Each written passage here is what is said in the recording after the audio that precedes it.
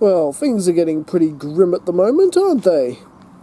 Hey guys, DB right here, and today we are continuing with What If Sailor Moon was in Dragon Ball Z.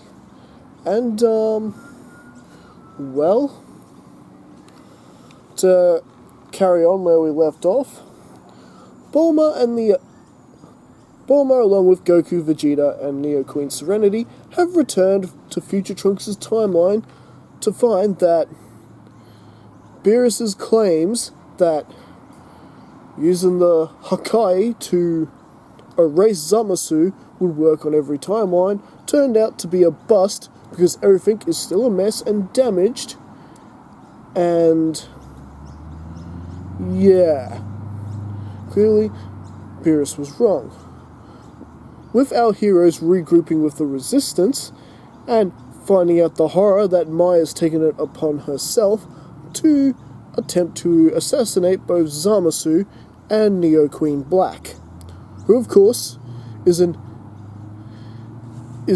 evil version of Sailor Moon because Zamasu decided to take her body instead of Goku's because it was her who had a bit of a sparring match with Zamasu instead of Goku.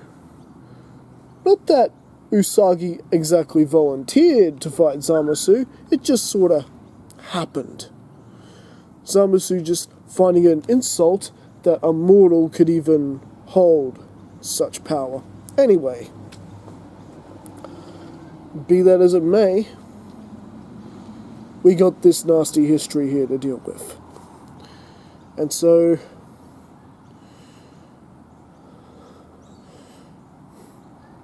pretty much, Vegeta, Goku, and Neo Queen Serenity, aka Usagi, have to get to Mai before she needlessly ends her life, and just luckily for them they did.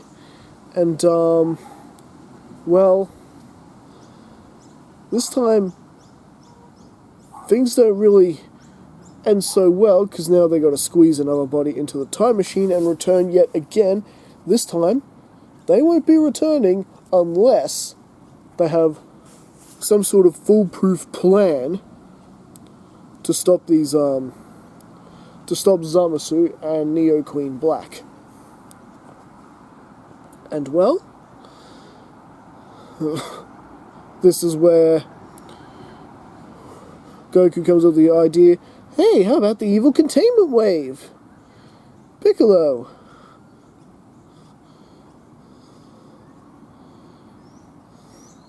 And well, of course, Goku completely ignoring Piccolo decides to learn it from Master Roshi.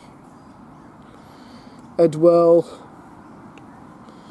everyone seemed to want a demonstration of it anyway, so actually, if I recall, Trunks and Maya actually left in the timeline during that part.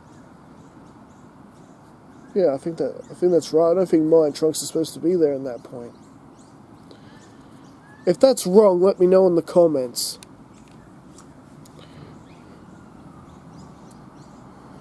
Because they'd be needed to make sure the rest of the Resistance, doesn't get killed.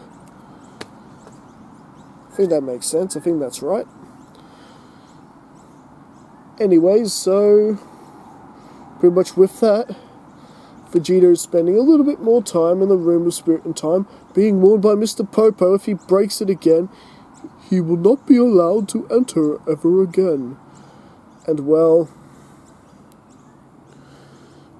Beerus is getting his ears yelled at by Bulma. What's the big idea? You said erasing Zamasu would have restored my son's timeline back to normal. And well, even though Beerus doesn't show it, he does feel bad for it, so he is sort of planning on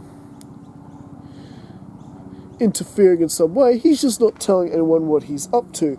However, Neo Queen Serenity can tell can see the concern on Beerus' face, and also the guilt the God of Destruction is feeling, and has a bit of an idea of what he might do, So Neo Queen Serenity whispers something in Beerus's ear, and well, if you were watching an anime right now, this would be the part where Beerus's eyes would suddenly get bigger because he just had a realization, thanks to whatever it is Usagi just whispered in his ears. And with that, Whis and Beerus are off. Bulma's not too happy about it, because Bulma just sort of feels that Beerus just ignored him here. But oh no, he's taken her concerns to heart.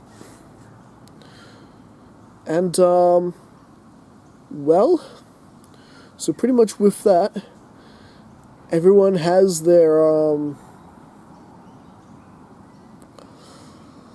Goku has his, magic jar ready to use for the evil containment wave, and, Vegeta is back, and once again, Bulma, Neo Queen Serenity, Vegeta and Goku are off for one final trip to Trunks' timeline. At this point, it is do or die. It is make it or bust. And well, it doesn't take long for our heroes to regroup with Trunks and Mai, who are barely holding the line at this point. And well, Vegeta, Goku spring into action, while Neo Queen Serenity actually isn't doing anything. She's not doing much at all. She's just standing clear. In fact, she's pretty much just standing by with Bulma, Trunks, and Mai at this point. Why is that? Why isn't Neo Queen Serenity doing anything? Aha! She has her own plan, and she didn't tell anyone else about it. So Vegeta and Goku are a little bit disappointed that Neo Queen Serenity's not getting involved. Such a weakling. I don't even know why she bothered even coming. Huh. She always was the weakest one out of them Sailor Guardians. Too much of a crybaby. Of course, Vegeta should be focusing on the fight in front of him, because even though, thanks to Vegeta's extra training and whatnot, it is helping out the good guys a fair bit. However, yeah, with Zamasu, who now notices Queen Serenity is on her own with Bulma, Trunks, and Mai, he decides to go with after them, while Neo Queen Black is handling Goku and Vegeta. And thanks to the Death Crystal, she is keeping the two Saiyans at bay pretty well, and damaging them up pretty good too, as well. It's like touching a force field that electrocutes you at the same time. It's not looking too good for Goku and Vegeta, and well, this is where Zamasu goes to attack Bulma, Trunks, and the others, and well, since Goku's a little busy over there, and thanks to Bulma taking a video clip of Piccolo demonstrating the evil containment wave, Trunks is able to learn it really quickly, and they attempt to seal Zamasu away, just like in the original, and just like the original, Goku forgot the sealing tag for the jar. So, even though they are able to keep Zamasu out of the fight for a few minutes and give our heroes a little bit of an edge, he's back out, just slightly weakened, or I guess you could say more like hard of breath. And, well, this is where, they decide to, get serious, and they use, Zamasu and Neo Queen Black use Potara Fusion. Now, the fusion pretty much ends with a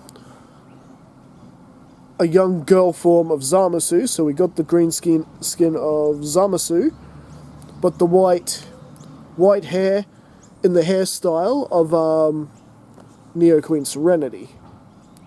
And she got this really cool stuff as like an extra weapon. Neo Queen Zamasu. And it's kind of weird hearing their voices, you know, it's like the sort of mixture of a male and a female's voice. Like you get to hear the voice of Neo Queen Serenity and Zamasu. And well, Neo Queen Serenity is horrified by this, so she is now getting involved in some of the fighting, but luckily, before things get too serious and too badly damaged and everything like that, basically, before everything gets to the point of no return for our good guys, the Supreme Kai from the main timeline, Universe 7, shows up, along with Universe's 9 Supreme Kai, and someone else. The Starlights. The Sailor Starlights. Usagi. Yes, Beerus did come through for us. And well, as to why she wanted Supreme Kai, at least a Supreme Kai there, is Patara earrings. Yes. Usagi and Starfighter we are going to get the return of Sailor Moon Fighter. We're going to get the return of Sailor Moon Fighter. They then merge into one being and then cry out,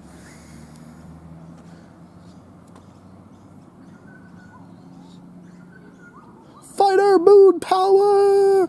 Makeup! So now we got the balanced warrior of Sailor Star Fighter in the eternally powerful Neo Queen Serenity. And well, it's now not looking good. Now King Supreme Kai also has his Patara earrings as well, and Goku and Vegeta, realizing how dire the situation is, they use the Patara earrings as well. So we get the return of Vegito as well. Vegito and Sailor Moon Fighter fighting side by side against Neo Queen Zamasu. And what a battle it is. They're going 2-on-1, fighting as a team, and Zamasu's fighting him back, but the minute he gets one of them off, the next one's coming in and charging. He's huffing and puffing. He's getting weaker and weaker. And this time, rather than having Trunks and Mai just standing around, the Trunks' sword begins glowing with the hope of his brethren, with the hope of every other survivor on this barren wasteland of an earth, have begun to forge together. Trunks achieving a new level of Super Saiyan, and he, of course, is charging into battle as well. As it turns out, the three of them are just overwhelming. Not to mention, you've got Sailors Healer and Maker also taking pot shots at Zamasu whenever possible. It is beginning to look like that Zamasu has taken on way too much. Even with the powers of Neo Queen Black by his side, it's just not working for him. And, well, eventually it gets to the point where Trunks gets a good hit in with that sword, and pretty much it all explodes off, and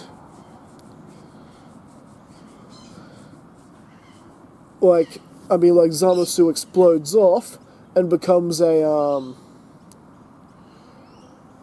more like entity that sucks up the entire dimension. In fact, if things go really bad, he can actually leak through to the other Universe 7. So now, both timelines of Universe 7 are at stake. And well, Goku in a panic presses the Zeno button to summon the Grand Zeno of this timeline. However, before Zeno could act and destroy the planet, Zeno notices Sailor Moon Fighter using all the power of the Silver Crystal, enlightening everything with her radiance. So much power and radiance, the likes of which that hasn't been seen before. More power than usual. And with like I said, with Zamasu sort of leaking into Universe 7, it's like she could hear the support from her family, her fellow Sailor Guardians, Mercury, Mars, and everything. And like everyone is just joining in their power, feeding that radiance, that it's just too much. Zamasu is vanquished with no damage to the planet or universe or multiverse whatsoever. Okay, I guess this place can stay. I won't buy it. And, well, with that, victory is theirs. There's, they decide to bring Zeno back with them, just like before, because, well, there's not much for Zeno to do, after all, considering Zamasu has pretty much killed most of the destroyers here. So, just like the original, they bring Zeno back to be a playmate for their Grand Zeno, you know, so Goku doesn't have to do it. And there is a victory feast at Capsule Corp, and just this once, everyone from the Future Trunks timeline who has survived is allowed to join in the festives. Beerus will let it slip this one time. And well, Bulma goes up and thanks Beerus for what he did.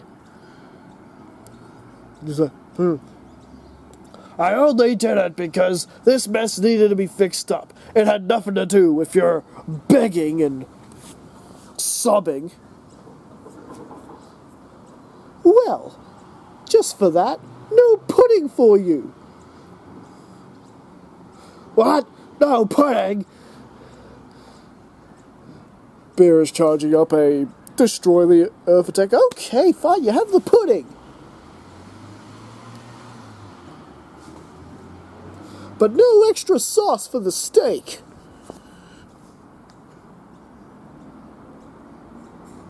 And, well, pretty much with the festives all gone, everyone back in their own little timeline, except for, of course,